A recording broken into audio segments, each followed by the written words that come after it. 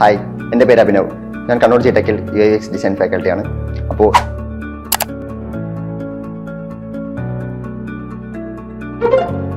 ഇതുപോലൊരു ആനിമേഷൻ എങ്ങനെ ഫിഗ്മയിൽ ക്രിയേറ്റ് ചെയ്യാം എന്നുള്ളത് നമുക്ക് നോക്കാം. ആദ്യം നമുക്ക് ഡിസൈൻസ് ഇതുപോലെ അലൈൻ ചെയ്ത് വെക്കാം.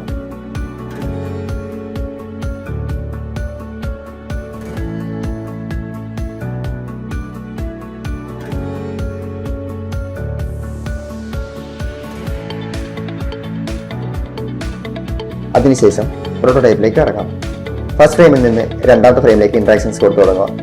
ഓൺ ടാപ്പിൽ നാവിഗേറ്റ് ടു ഏത് ഫ്രെയിമാണോ ആ ഫ്രെയിമിലേക്ക് സെലക്ട് ചെയ്യുക. ദെൻ അവിടെ സ്മാർട്ട് ആനിമേറ്റ് ചൂസ് ചെയ്യുക. അതിൽ ജെൻഡിൽ എമൗണ്ട് 800 ms കൊടുക്കുക. ഇനി സെക്കൻഡ് ഫ്രെയിമിൽ നിന്ന് തേർഡിലേക്ക് ഇൻട്രാക്ഷൻസ് കൊടുക്കുക. അവിടെ നമ്മൾ നേരത്തെ ഓൺ ടാപ്പാണ് യൂസ് ചെയ്തതെങ്കിൽ ഇവിടെ എന്ത് ചെയ്യാം, ആഫ്റ്റർ ഡിലേ കൊടുക്കാം. കാരണം ഇത് ഓട്ടോമാറ്റിക്കലി ആനിമേറ്റ് ആവേണ്ട കാര്യമാണ്. അതുകൊണ്ട് ഇവിടെ ആഫ്റ്റർ ഡിലേ ചൂസ് ചെയ്യാം. ആഫ്റ്റർ ഡിലേ 1 ms എമൗണ്ട് കൊടുക്കുക. ദെൻ നാവിഗേറ്റ് ടു ഏത് ഫ്രെയിമിലാണോ നാവിഗേറ്റ് ആവേണ്ടത് അത് കൊടുക്കുക.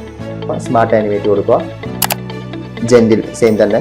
അതിനുശേഷം എമൗണ്ട് നേരത്തെ 800 കൊടുത്തതെങ്കിൽ ഇവിടെ നമ്മൾ 1000 ms കൊടുക്കുന്നു. ബാക്കി രണ്ട് ഫ്രെയിമിലും ഇതുപോലെ തന്നെ സെയിം ഇൻട്രാക്ഷൻസ് കൊടുക്കുക.